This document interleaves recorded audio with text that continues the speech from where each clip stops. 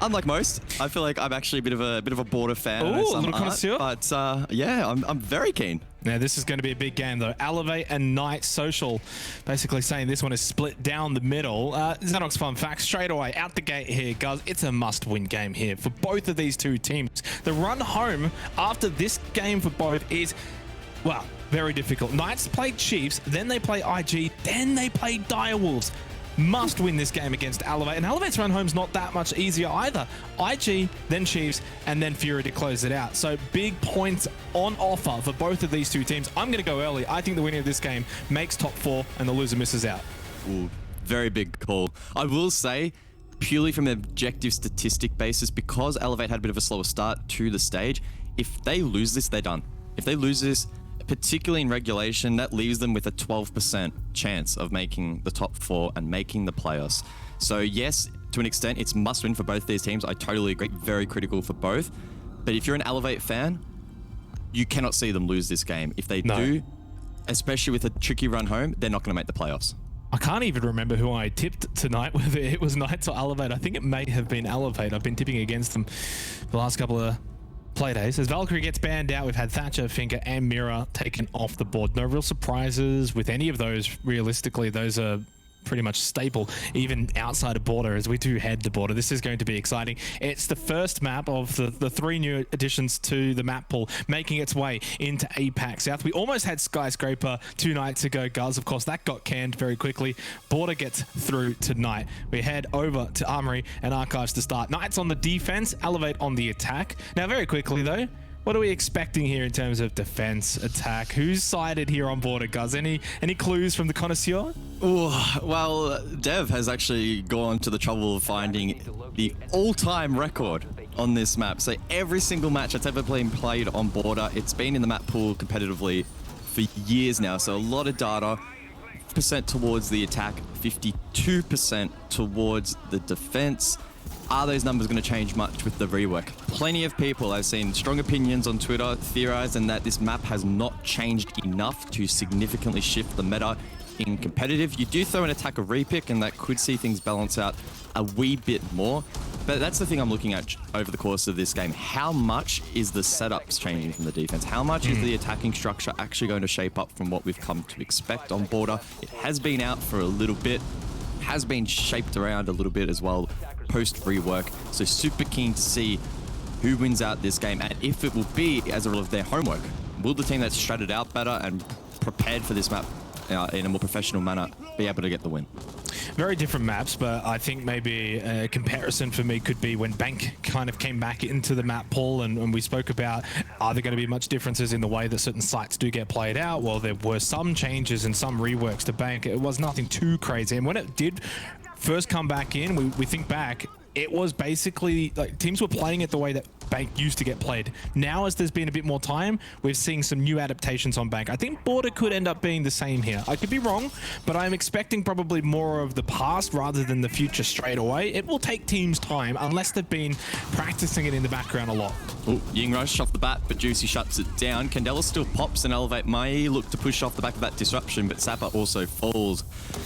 Unfortunate start here for Elevate. They try to get overly aggressive. Mr. Punch will go for the plant. Josh goes for denial, jumps over, and able to get the shot. The coverage there from Elevate, not sufficient as they fall like flies, and this will be a Knights round off the bat. Yeah, this is, well, a very quick round from start to finish, as the Knights will make quick work of this rush attack from Elevate.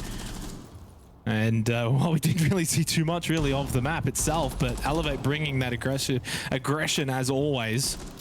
It does backfire. The Montang was utilized along with the Ying. What year is this? And that's the discussion we had. How similar is the map going to play out?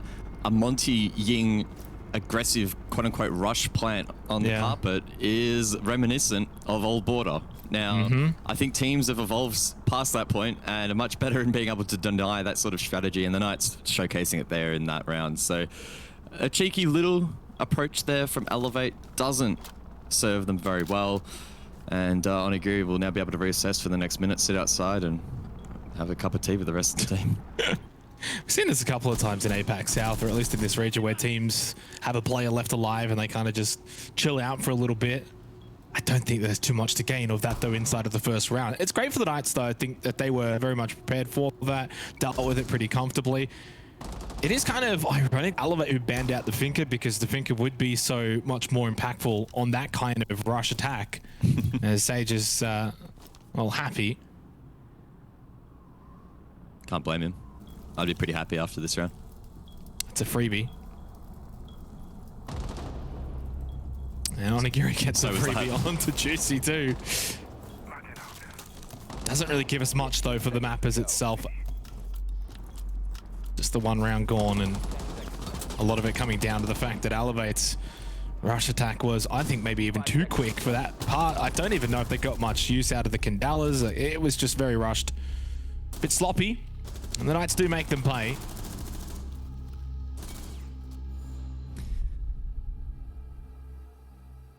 Nothing overly inspiring there coming up from Elevate, trying to play aggressive off the back of the Yin Kandalas into that Montaigne plant, but the denial not really there as members drop too soon. Good effort there from the Knights, able to win that Archives objective on the top floor. We'll now see them rotate over towards Bathroom and Towers. For most who have played this map in ranked, this is sometimes even the primary site, significantly bolstered after the rework, as it's a bit easier to hold with the rotation over towards the window, which you can prep. Teams also often extending over towards workshop and maybe even up above into office as well. For me, this is probably the one objective I'm most excited to see. How do teams actually set it up? Because ranked is a whole different ballgame to competitive siege, as you often have much better ability to play off one another and extend across the map. And border, in comparison to most maps, still quite small. So expecting the defense to spread out here, not too thin to make things overly tricky, but enough to retain map control and try to prevent Elevate from getting free map presence anyway. Towers Bathroom, you can have that vert hold up above as well, play through the hatch. Depends on how you want to set it up. You could bring castle barricades and really kind of just hone in above, but it looks as if this will just be a little bit more simple, reinforce, and electrified as well with the Kaid Claws. 2 Nitro Cells available for the Knights, a couple of frag grenades as well. Obviously, I don't think Elevate, and judging by their lineup composition, are going to be all that aggressive in this second round. It will be a slower approach, dealing with utility, opening up lines of sight. The question is, how do the Knights set up for this? How many do they play above, and how wide do they go as well across the bottom floor? As that is so annoying.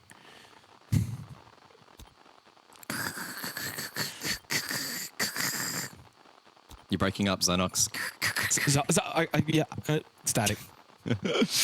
Oh, good play there from Knights though, shutting down a shock drone as Elevate look to try and push in through detention in towards customs, but it's proving to be a little bit tricky. DCH though elsewhere, over towards CC finds one, and Onigiri doubles down for a second. So although the Knights are playing well in the utility game, unfortunately frags not falling their way. Now Josh, Juicy and Stigs backs against the wall. Still more than half the round remaining. Onigiri's going to be careful to not go down too easily here, but Elevate so far getting whatever they want here in the second round, and Knights definitely feeling the pressure, wanting to peak this, wanting to find one back, and Stigs, well, all he gets is a couple of bullets into the shoulder and is now forced back on half health, and Onigiri's patience here is being rewarded. Expecting maybe some sort of flank, but Elevate playing into this second round polar opposite to the first round. First round was that blitz attack. And this one has just been sit outside, pick them off, force Knights into positions where they're in the sight line, get those kills, and now with a minute left, they'll start to go into that execution mode. The Knights still not holding awful positions, sight still exposed, and clearly the defense extending still over towards the west as Elevate elect to push there. I think Mark, though, has rotated, looking for a more hands-on approach towards the objective, as X-Kairos will be detonated straight into the objective itself. Stiggs does find a kill, and that's Onigiri shut down. Mark timed over towards Bathroom, could have collected that kill, but won't be able to do so. Whiffs the second as well, as Elevate need to think about how they'll transition in towards the site. Sapper has a good cross, but the rest of the team need to link up with that diffuser and try to find something on the objective. DCH finds something on the vert. Josh drops elsewhere. Now Stiggs needs to retake from customs. This is going to be a tall order for him, trying to find the twitch through the wall in Passport, but that won't be on the agenda. Now isolated from the rest of the team, shut down by Mark. A solid round there from Elevate. Yeah, credit to DCH there on the sledge, goes upstairs into offices, opens up a few sight lines down below, puts a lot of pressure onto Juicy, which if there was no pressure or even perceived pressure onto Juicy, can then play into those gas babes a little bit better, defending down below a bit better, but in the end gets taken down. Got taken down about half health first and then finished off with the toe shot. Much better though from Elevate, and that's probably the way you would expect to see here on border rather than that almighty blitz rush that we saw in the first round, which kind of feels like a wasted round. But I guess sometimes in that opening round, you maybe want to see if you can get them with a bit of a sucker punch. Didn't work, obviously, but they bounce back in the second, and we actually go back to bathroom again here in the third round, so Knights will look to repeat. Yeah, and I got to say, at least in the first two rounds so far, pretty tricky to get a read as to like what's going on at all, because they've both been sloppy rounds. The first was sloppy from Elevate on their rush attempt, and then that extension from the Knights, unfortunately, sort of fell apart a little bit as well. So we're yet to see more of a traditional 5v5 skirmish deep into the round as teams fight for strongholds around the objective and on the objective itself. But maybe as well, on the flip side, that could be just the nature of how Border is going to play out. The meta is probably the most aggressive it has ever been, particularly early on, as teams battle for map control, and maybe that's just going to be the playstyle. Knights are going to continually play aggressive offside and back themselves in as Elevate look to get in towards the map itself, clear out some of these key positions, and get a pick or two for the late round trade. Yeah, and Sage on that Vigil then, right? If you're going to be playing offside as much as you are, so important that the Vigil doesn't go down so early as they did in the last round. Shock drone again taken down early. Didn't serve the Knights particularly well last time, but you can see Elevate, again, they want to push through this detention wall in towards Custom to get that foothold on the square cross, but they're finding it tricky to clear the mute jammer. Eventually, Onigiri comes across with a nade, so that crisis is averted, but just a little bit sloppy and a little bit of time wasted. Got the Roteros as well, so the Twitch drones aren't everything there for Mr. Punch. If you lose one early, it's not the end of the world. You got Roteros, you got nades, you got the sledge, you got so much to open things up and get rid of that utility of the Knights, especially the mute jammers, the Coyote Claws. Oh, this is nice from Stiggs, though, through the tangent. Just swings outside. Easy one to DCH. Now, that's pretty big. The sledge off the board can't now cause havoc up above in the late round like we saw in the last round.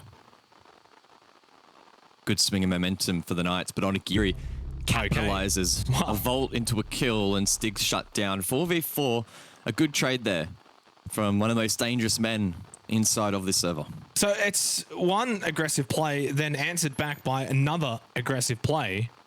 Onigiri in the last round was just hanging outside that supply window. This time just says, all right, I'm going to go in. I know where Stiggs is, catch him off guard, and does just that. Brings it back to a 4 versus 4. But again, I think the real battle is going to be up above. And in the last round, it was lost pretty comfortably by the Knights. Can they hold on a little bit longer here in round number 3? Minute 10 seconds, doing much better time-wise.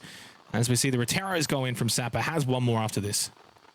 As you can see, only one player on the objective itself here for the defense. A couple scattered up above and a singular defender inside of Workshop. The Knights looking to prevent Elevate from getting this map control and allowing some of that soft and hard breach from having an impact up above. DCH dropping first, of course, will have an impact here on Elevate. Lessen their ability to expose some of these defenders in towards the site who are looking quite comfortable. Smoke's deployed, however. Bot square cut off. And Elevate are in a decent spot to start thinking about a plant. Mr. Punch and Onigiri shutting down that aggression, and now Juicy and Quiz to hold on. Yeah, one more gas babe available for Juicy at the very least, and still a Nitrocell for Quiz. So they do have some sort of supply. Sapper now into bathroom, and that's an easy elimination. Juicy just caught really with too much pressure, too many angles that he had to kind of keep an eye on. Mark's going to get the plant down. I think Elevate's going to get 2 rounds in a row here. Onigiri has just been watching and waiting from inside a supply for 90% of this game. Quiz takes a peek, sees one, and now they know exactly where he is inside of Workshop. He should be pretty much lined up here at some point. I don't sense he's going to be able to go too far from here, and does not. Got Mark, but was traded back by Mark as well. It's 2-1 in favor of Elevate. So far, Elevate doing a decent job, again, outside of that first round, of exploiting border. It is inherently a very difficult map to actually have people on the objective. And I know that's kind of weird to say, especially in competitive Siege where you often see roams, but it's just so tricky to sit on the objective itself. Exposing angles isn't particularly hard. We saw that from bot square, for example. On that particular objective, you have the Teller's windows while cutting off a big cross, and that forces defenders to roam. And there's quite a big footprint that you need to try and hold on to in a couple of key locations. And for the Knights, those ones aren't quite going their way. And then as they've re-aggressed, Onigiri in particular was very proactive in shutting down that re-aggression. And from that point onwards, it's very difficult to get back in the round for the Knights. So again, Elevate doing a good job exploiting the map so far, and if it is going to end up being attacker-sided, they'll want to be extending this lead significantly. Think back to that first round here for Armory Lockers, and it was that rush attack from Elevate, which was subdued very easily by the Knights. Can't imagine they'll be going for anything similar to that, and the attacking lineup that they've brought here suggests very much as they get rid of the Ying, they get rid of the Montaigne. They're not going to be playing any more games. They'll play this one out in a more serious manner, and this is where it can get really concerning for the Knights, guys. If Elevate do win this particular round, right, it's not going to be through a sort of silly, unconventional means of a rush attack with the Monty and the Ying, which obviously they lost that. It would mean 3-1 and pretty much control here on border established for Elevate if they win here.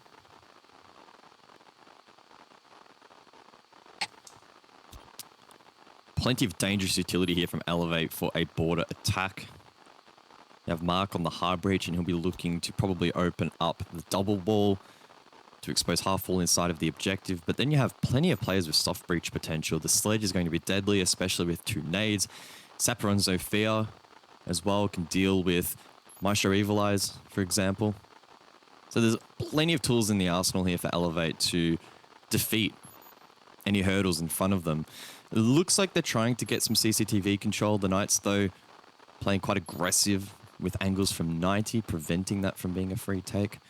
So it's really funny how, you know, we're not very deep into the round and not very much has happened, but it's because teams are fighting for supremacy at these resistance points, and Sage gets that first pick outside of the map, but it's a key one at that.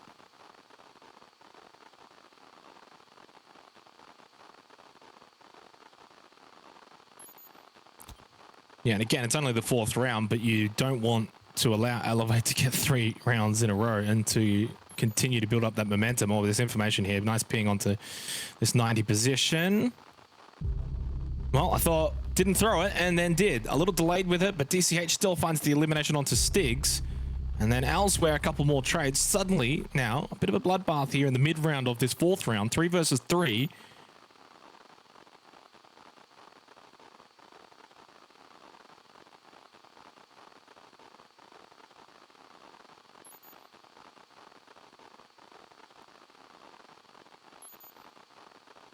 Just under a minute remaining. Attackers have located a bomb. And while Elevate have done a decent job down below, it's still the main objective above that they need to actually get closer to contesting. All right, still with 2 nitrocells as well as 2 frag grenades as well in the back pocket. Smoke goes out. Mark, nice little angle that was discovered. Play it inside of the smoke, or at least on the back side of it. Josh gets the elimination. That's diffuser down on the floor. 30 seconds remaining. Nitrocell thrown on the other side. Got some distance, but did not find the mark.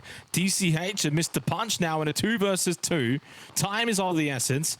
Josh, does he swing and shoot? He does, but he falls to Mr. Punch. And now suddenly Juicy in the 1 versus 2. Can play for time, but not too much of it. DCH gets in, goes for the diffuser. Nades get thrown out, but I don't know if Juicy's got all that much information as to what they're going to be able to do. Gets the down, but diffuser already on the floor. The swing from Mr. Punch, though, is perfect. And Elevate now make it 3 rounds in a row. Really good display of the trading potential that Elevate have there. Really good swing in the dying seconds with the F2, and Elevate looking strong and confident here on these border attacks. That's 3 rounds straight. And the only blight on their record was the failed rush, suggesting that when they're structured, when they're methodical, and when they have these attacks well thought out, they are very, very tricky to take down. And it's up to the Knights now to respond, to keep themselves in this game. The next round isn't necessarily a must win, but it would set themselves up quite nicely to mount some sort of a comeback. The margin at the moment is not that significant, especially if it ends up being attacker-sided, but the fact that Elevate have taken 3 straight makes it look very difficult for the Knights to start finding rounds back in response. They do head us over towards customs though, so they're going to bring that ace out of the pocket and see if this off-meta objective can serve them well. First time we're going to go see customs supply here in the 5th round. Knights have just looked a little shaky here on the defense. Very much contained to site, not a lot of pressure off of it. Despite even having players playing off of site, they just haven't really been able to get Elevate under pressure early on in these rounds. They're getting whatever they want, really.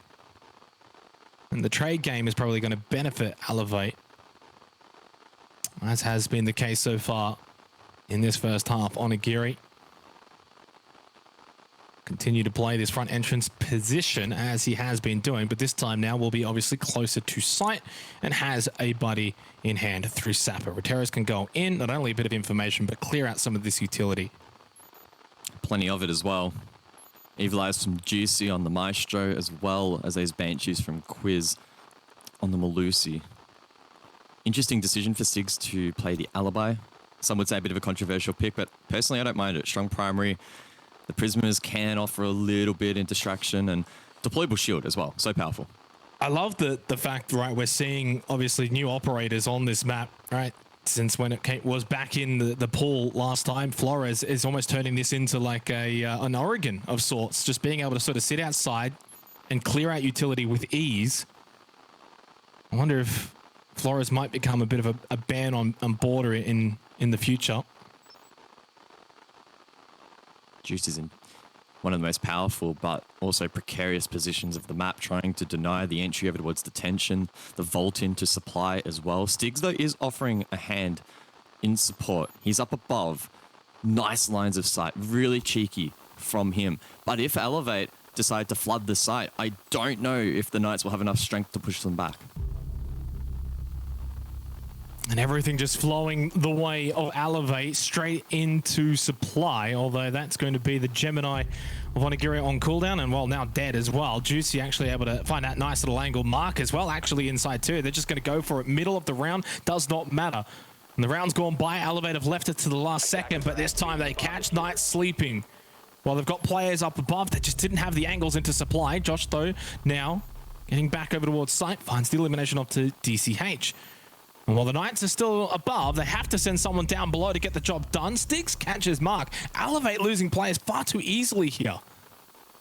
25 seconds. Mr. Punch outside in the key position. Sapper not in the best trade position himself. Mr. Punch still outside as Sage collects that kill. Now he needs to try and hold on, find 3, but it's going to be tough. Josh will hit the kit. Mr. Punch will hear the sound cue and attempts the swing, but Stiggs with the perfect trade, and it's perfect timing from the Knights to get another round on the board. And we saw Stiggs make that same similar play through the detention hole in a round gone prior. Makes the same play again this time, but with more on the line.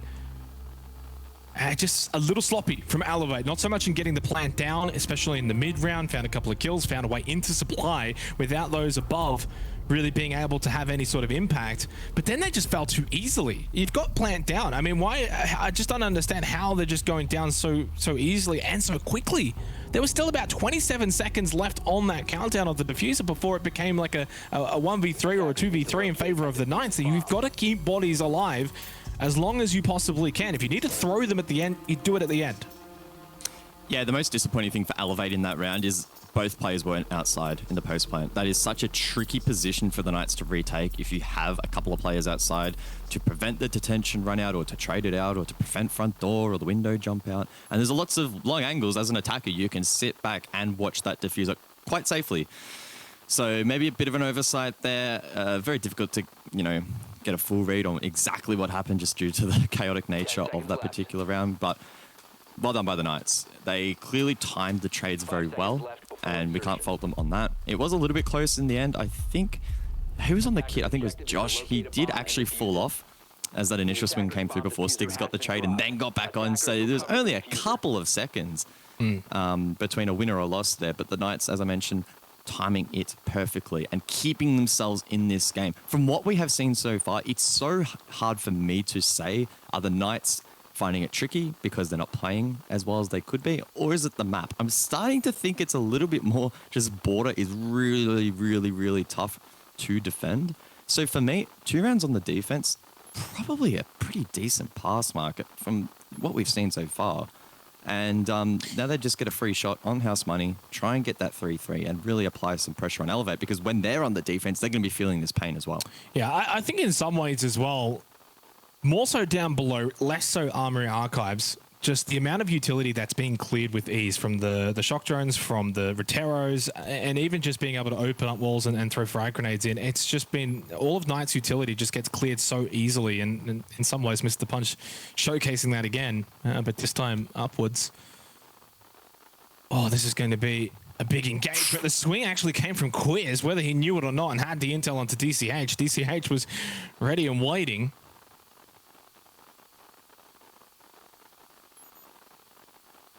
As a drone, spots the player, pings it out for himself, and he got him. Finds the down. He'll confirm that with the drone. There we go. It's a pretty free kill, sorry, for Elevate. No. Or is it?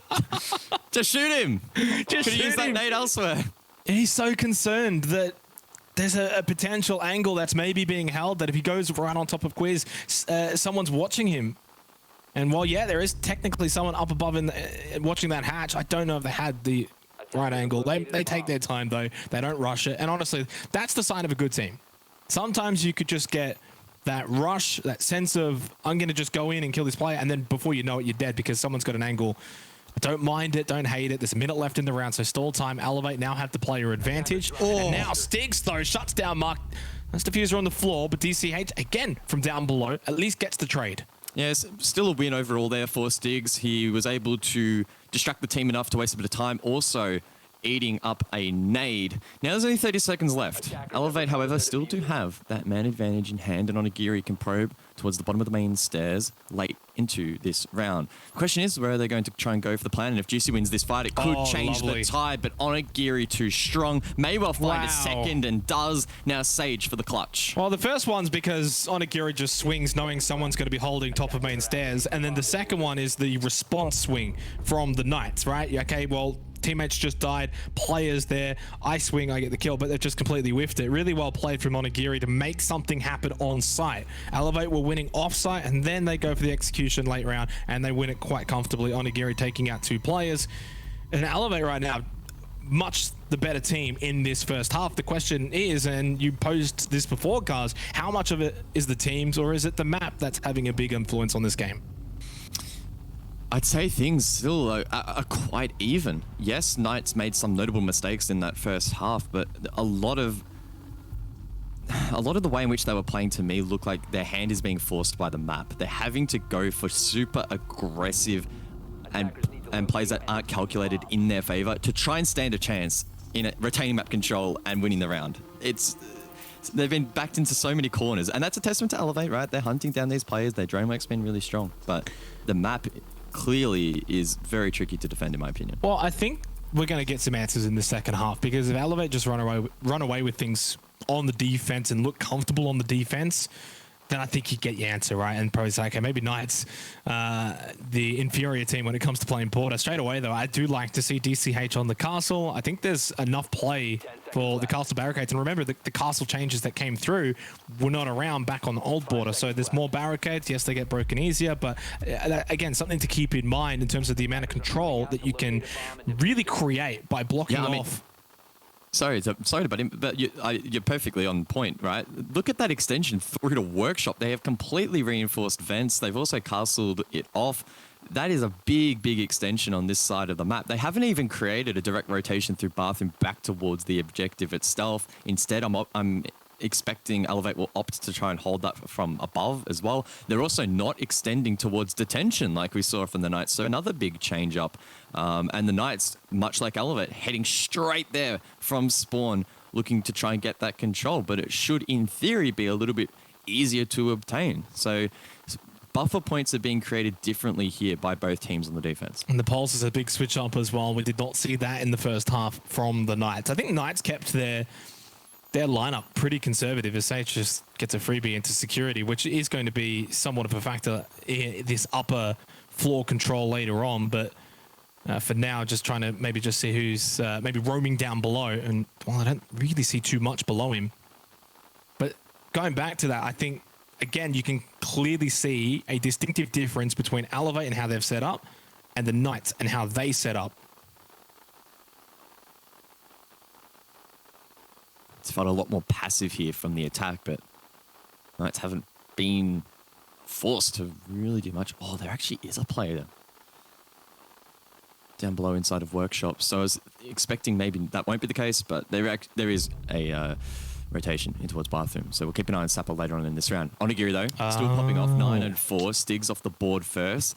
Yana as well dealt with. So it's a couple of nades and Juicy Falls as well. So it's a couple of Selmas on the ground too. Very big from Onigiri, who finds 3 from this position. DCH finds one as well as Onigiri getting fed one by one. And it's a flawless start for like the Knights were on their defense. So I'm keen to see, does that continue? Will Elevate play a little bit closer to one another, a little bit closer towards the objective, while still posing doubt in the minds of the Knights that maybe they are extending aggressively? And after that first round, that's going to be tested for the Knights big time. Yeah, there is one thing that I do like to see though, which is Sage on the buck, especially here for Armory Archives. I think that was one thing that I was a little surprised to not see Elevate bring out. Sticking with the sledge, which I found a little bit odd because you want that pressure from below, and Buck's going to give that quite a bit better than the sledge. So I think Sage on the Buck, something to keep an eye on in this particular round, a very big round as we head to Armory Archives for the first time in the second half. So keep an eye on that and see if the Knights can make something happen. Josh already seeing out this castle barricade, but that does mean it's one less angle to keep an eye on. Walks on through. And that's at least East Stairs control already established. And nice to see the Knights sort of moving quickly here. Well, they need to. If they want to take down these castle barricades and establish control on the CC side of the map, they're going to have to deal with this pretty swiftly. And it looks like Elevate, again, not extending with manpower per se, but more so with this castle utility, which is an awesome innovation to see. Quiz, though, looking to spoil the day. Down below, nade in hand. There we go. Was going to get that kill, but Josh sneakily will take it away from him. Mr. Punch, though, in a position to still hold on to CCTV, but his chances now of holding this successfully significantly go down as he is being droned out as well. And I really do like the Knight setup here because they've got both the sledge and the buck. The sledge to really trying to counteract this castle. They know they're not going to really be roaming too much. They're going to be really contained within those castle barricades for the most part. As Juicy had an opportunity there to maybe find an elimination as Onigiri does eventually get taken down. Sage on the buck. And so far, Knights, I think, are applying a lot of pressure right now onto Elevate. Their ability to open up a lot of sightlines and deal with the castle barricades is really stunting this defensive approach from Elevate. Yep, it's the buck. It's the vertical control here from the Knights. So strong. Nades as well, powerful. Sapper though responds onto Juicy, and Sage couldn't trade that one. Mr. Punch as well through 90 finds a pick, but again from below it's Sage for 2. Good response from the Knights. They are counteracting this setup from the defense, but it still could go either way. Josh is inside of break and has a foothold. We'll need to pick up that diffuser. Elevate looking to try and reposition as Sage is forced up above. He can no longer play down below. He needs to trade alongside Josh. And here comes a big decision. Do they push through offers, try and trade into archives, or maybe they go for beepers? Either way, it's going to be a tough push with 30 seconds on the board. They've got 6 flashes, make it 5 now, 4. So Josh getting his out first, and now it's full white onto Sapper, whereas DCH and Sapper have no utility whatsoever. Just holding on here for dear life as DCH. Sapper's got the perfect angle. May have even gone for the trigger discipline and held it. That would have actually then got the elimination onto Josh. Instead, went for the front man. That gave time now for Josh. Has to stick this diffuser down. DCH should have obviously all of the information, having just seen his teammate go down. Allows the diffuser to go all the way down, but then has, well, the frame of mind to know he's behind the bomb chassis. Easy kill, easy elimination, easy round for Elevate. It's match point 6-2 here on Border. The smallest of errors for the Knights, costing them in that round. A slightly wider peek in towards Fountain, and it probably would have been theirs in a 2 versus 1, but Elevate flip that story around. 2 defensive wins in a row, showing that maybe Border isn't as tricky to defend as the Knights made it out to be. Big game for Elevate. Remember, to keep essentially their playoff dream alive, they need a win here, and they are showing they deserve a spot in the top 4 at the moment. And it's that double-edged sword here. Not only are you getting your 3 points, but you are denying the Knights from getting points. You then get the head-to-head against them. This effectively will put Elevate into the top 4 at the end of tonight. And as I sort of said when we came into this game, Knights play Chiefs, Knights play IG, Knights play Direwolves. You could not literally have a tougher run home. This could see the Knights out of top 4 if they don't come back in this game. Like, that is how significant this is going to be. Yes, they've had a decent start to the stage, but really, they beat the team that got promoted from the promo relegations, and they beat Fury. It's not a whole lot to write home about, and of course, they got demolished by Wildcard. So it's easy to sit back coming into tonight. They got the 6 points, plus 4 round differential, but the real test started tonight, and so far, they're getting an F. 10 seconds remaining. Oof. An F from Mr. Xenox. I would not want that on the report card. That would sting. I'm sure getting no points tonight as well will be very hurtful for the Knights. It's not been a particularly strong campaign for them here on Border. A map which is leaning into the aggression from Elevate, which was lacking a little bit in the first couple of play days, or at least the confidence to back up that mentality. But at the moment, Elevate looking honed in. The defenses especially have been fun to watch. The castle, for me, has probably been the trademark for them so far in extending some of these objectives and making life tricky, forcing particularly a lot of vertical play from the Knights. They won't be employing that strategy, though, in this round. Instead, they'll bring the Oryx. So another frustrating operator that the Knights will need to counter. Yeah, I don't mind this. I think they kind of realized, Elevate, that the castle barricades didn't quite hold up as well against both Buck and Sledge, and that it was dealt with quite comfortably by the Knights. That left them kind of hemmed in on site without much way of defense. This is going to provide them with a little bit more roam potential in denying the Knights from just sitting down below with the Buck, for example, and getting whatever they want, or above with the Sledge, depending on the situation. Sage, though, already with security control, and will be pressured, though. And has to be. It's a punch over towards 90. Sage, no one has really spotted anyone yet through just pure timing. Now shots do go out, but they don't land really as you would want, but at least it's pressure. Sage wanting to work the floor. Josh over towards break room alongside. This has been a very slow round for the attack. And the slower the attack moves, the faster the round timer seemingly will in response. Only a minute 10 left. Sage taken down from below. That's the confidence we love to see from Elevate. Mark finding himself on 6 and 6 in this matchup. Juicy, though, responds. A good trade. Keeping the Knights in this round, and in doing so, keeping them in the map. Oh, but for how much longer? Onigiri, just a very quiet 14, 5, and 3. In some ways, maybe we don't look at it and highlight it that much because we know how good Onigiri is, but that even for himself is a significant game so far on Border. Hasn't been alone in that, and you know, many people would have maybe wrote Elevate off after Playday 1 and 2, guys, and you know, they lost to Renatus, they lost to the Direwolves. Elevate done. Is this the team shake-up going to end up working? Since then, beaten Wildcard and about to beat the Knights here, so at least a bit of a bounce back. The real test will then come, though, in the last 3 Playdays against some of the top teams, as there's only 10 seconds left. 10 seconds for the Knights to somehow conjure something, and I don't think they've got any idea. There's just no time. Not even remotely close to getting this plant down. Sticks is gone, so is Juicy, and so are the Knights. This was so clean from Elevate. 7-2 on Border. Welcome back to Border. Welcome back to Elevate. Big performance from Elevate, showing that you can defend Border. It's not impossible, and in fact, it was a very strong run from them, and leading the charge from the front.